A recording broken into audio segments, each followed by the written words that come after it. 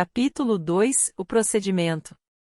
As correias rangiam com o som torturado do couro sendo esticado além do limite enquanto Marco se debatia contra suas amarras, o material antigo gemendo como um animal moribundo.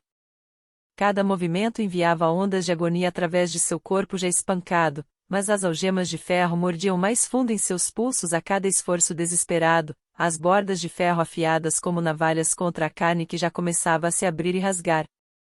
O sangue escorria por seus antebraços em filetes carmesins, se acumulando nos cotovelos antes de pingar da beirada da laje em um ritmo constante, batidas lentas e espessas que ecoavam pela câmara como um metrônomo contando a descida ao inferno. O chão de concreto sob as lajes estava manchado em círculos concêntricos, cada anel contando a história de vítimas anteriores, de procedimentos passados. O sangue que caía dos pulsos de Marco juntava-se ao sofrimento acumulado de dezenas que haviam se deitado onde ele agora estava, seus momentos finais absorvidos na própria fundação desta catedral do pesadelo. O cheiro metálico subia do chão em ondas, misturando-se ao antisséptico e criando um buquê que falava de tortura sistemática refinada até se tornar arte. Dr. Kessler, como revelava a etiqueta em seu avental, cantarolava enquanto trabalhava, uma melodia sem tom que parecia vir de algum lugar profundo em seu peito, vibrando por sua estrutura esquelética como um roronar de algo predatório. Seus movimentos eram precisos, econômicos, fruto de anos de prática nesse inferno sem janelas. Ele preparava bandejas cirúrgicas com a atenção cuidadosa de um pianista organizando partituras, cada instrumento colocado com propósito deliberado. Serras ósseas brilhavam ao lado de delicados bisturis, seus fios afiados até o limite da precisão cirúrgica. Pinças e grampos estavam dispostos em ordem crescente de tamanho, e no centro de cada bandeja repousavam seringas cheias de um fluido claro e viscoso que captava a luz de cima como mercúrio líquido. A lâmpada cirúrgica suspensa gemeu em mancais antigos enquanto Kessler a ajustava, o mecanismo protestando com guinchos metálicos que soavam como gritos de pássaros mecânicos. Ele inclinou e focou o feixe até que este derramasse luz branca e dura sobre o rosto de Emily, apagando seus traços já pálidos até que ela parecesse um cadáver preparado para autópsia. As pupilas dela se contraíram em pontos minúsculos sob o clarão repentino, 2 pontos negros em mares de azul apavorado. Lágrimas escorriam dos cantos de seus olhos, descendo pelas têmporas até se acumularem nas orelhas, um detalhe tão banal que tornava o horror ainda mais real, mais íntimo. Com movimentos treinados, Kessler puxou a cabeça de Emily para a posição, os dedos surpreendentemente gentis ao manipular seu crânio. A delicadeza de seu toque era de alguma forma mais obscena do que teria sido a violência. Ele prendeu um halo de aço ao redor do crânio dela, não os quadros estereotáticos limpos e modernos usados em neurocirurgia legítima, mas algo mais antigo, mais grosseiro, com parafusos que penetravam no osso para manter a cabeça absolutamente imóvel. O metal estava manchado do marrom enferrujado de sangue antigo, e o couro cabeludo de Emily começou a sangrar onde os parafusos pressionavam, criando uma coroa de carmesim que pingava lentamente na mesa de aço sob ela. Você devia se orgulhar, disse Kessler, a voz assumindo um tom quase terno que fez o estômago de Marco revirar. Os olhos do médico tinham o brilho febril de um êxtase religioso, como se ele realmente acreditasse estar realizando algum rito sagrado. Você está prestes a se tornar parte de algo magnífico, algo que vai revolucionar nossa compreensão da própria consciência. Isso vai doer mais do que qualquer coisa que você já sentiu, mais do que qualquer ser humano já sentiu. Mas a dor é o cinzel que esculpe a alma, e eu vou esculpir a sua em algo eterno. Ele fez uma pausa nos preparativos para acariciar a bochecha de Emily com um dedo manchado de sangue, o gesto obscenamente paternal. O polímero que desenvolvi não apenas preserva o tecido, ele mantém a atividade neural indefinidamente. Você ficará consciente, desperta, sentindo tudo enquanto seu cérebro se torna uma escultura viva. A dor se tornará parte de você, tecida em cada pensamento, cada memória. Você vai me agradecer um dia, quando entender o que eu te dei. Emily tentou falar, mas só conseguiu emitir um gemido estrangulado através do tubo em sua garganta. O som pareceu agradar Kessler, que sorriu com um calor genuíno antes de voltar-se para seus instrumentos. Ele não esperou resposta. A serra óssea rugiu a vida com a fúria mecânica de uma motosserra projetada para um trabalho mais delicado. O som encheu a câmara, ricocheteando nas paredes de azulejo e se amplificando até parecer vir de todos os lugares ao mesmo tempo. A lâmina circular girava com precisão cirúrgica, projetada para cortar o crânio sem danificar o precioso tecido cerebral abaixo. Mas precisão não a tornava silenciosa, ao contrário, o guincho agudo era pior do que brutalidade crua, falando de incontáveis horas gastas aperfeiçoando a arte da mutilação controlada. Marco gritou até rasgar a própria garganta, a voz se quebrando e se recompondo em gritos que pareciam vir de algum lugar mais profundo que os pulmões. O som da serra devorando o crânio de Emily era pior que os gritos dela, um guincho vibrante que parecia se enterrar nos ossos dele e fazer ninho lá dentro como uma frequência parasita. Lasquinhas úmidas de osso voavam em pequenos arcos, batendo contra as paredes e o chão como granizo feito de cálcio e sonhos. O cheiro de osso queimado enchia o ar, doce e nauseante, misturando-se ao cheiro metálico do sangue e ao odor acre de ozônio do motor da serra trabalhando no máximo. Kessler trabalhava com a concentração focada de um mestre artesão, seguindo a linha que havia marcado no couro cabeludo de Emily com tinta cirúrgica. A lâmina mordia pele, carne e osso com fome mecânica, e Marco podia ver o tecido cerebral exposto pulsando por baixo, rosa e cinza e dolorosamente vivo, brilhando com o fluido cerebrospinal que captava a luz como orvalho em algo que nunca deveria ver o dia. Quando o topo do crânio de Emily se soltou, Kessler o ergueu com as duas mãos, embalando o domo ósseo como se fosse um cálice sagrado. Ele o colocou delicadamente em uma bacia de aço cheia de solução conservante, a calota flutuando ali como uma hóstia de comunhão profana.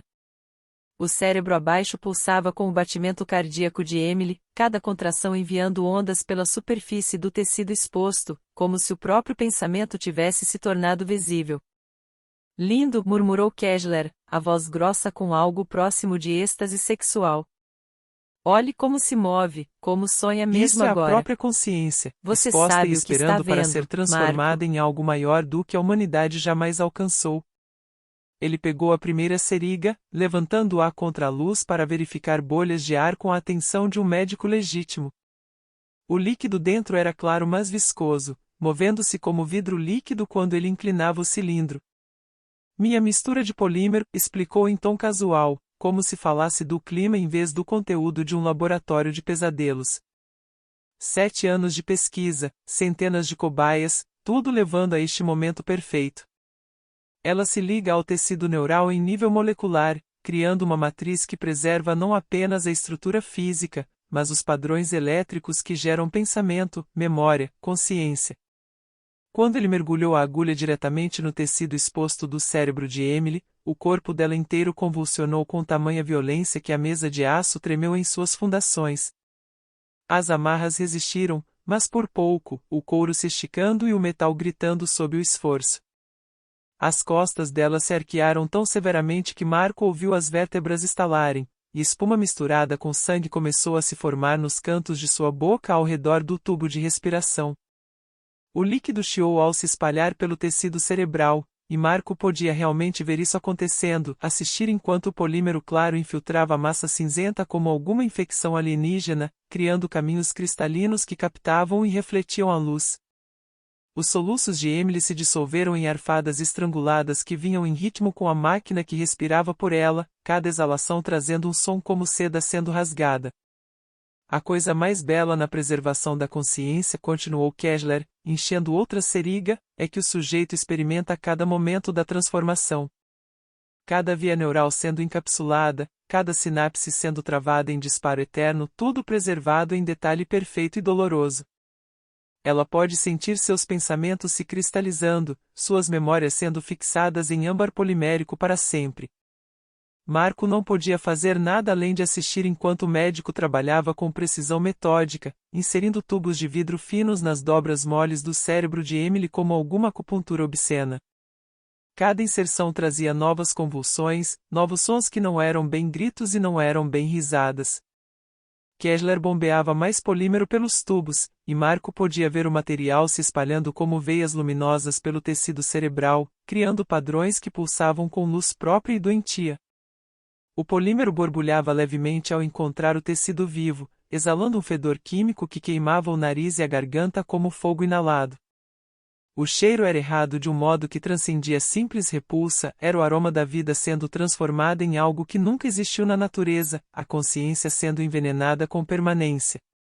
Os olhos de Emily haviam virado para trás, mostrando apenas os brancos cheios de vasos rompidos. Mas Kessler se inclinou perto de seu rosto, estudando-a com a intensidade de um artista examinando sua obra-prima. Ainda consciente, relatou com satisfação. O polímero preserva a consciência mesmo enquanto transforma o substrato. Ela pode sentir tudo: a queimação, a cristalização, a lenta transformação de seus pensamentos em algo eterno e perfeito. Quando finalmente se voltou para Marco, estava coberto de sangue e fluido cerebrospinal da cabeça aos joelhos, mas seu sorriso era radiante com a alegria de trabalho concluído.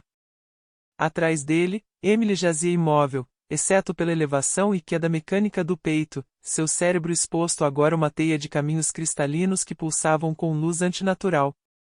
Sua vez, disse Kessler, escolhendo uma lâmina nova de sua bandeja de instrumentos.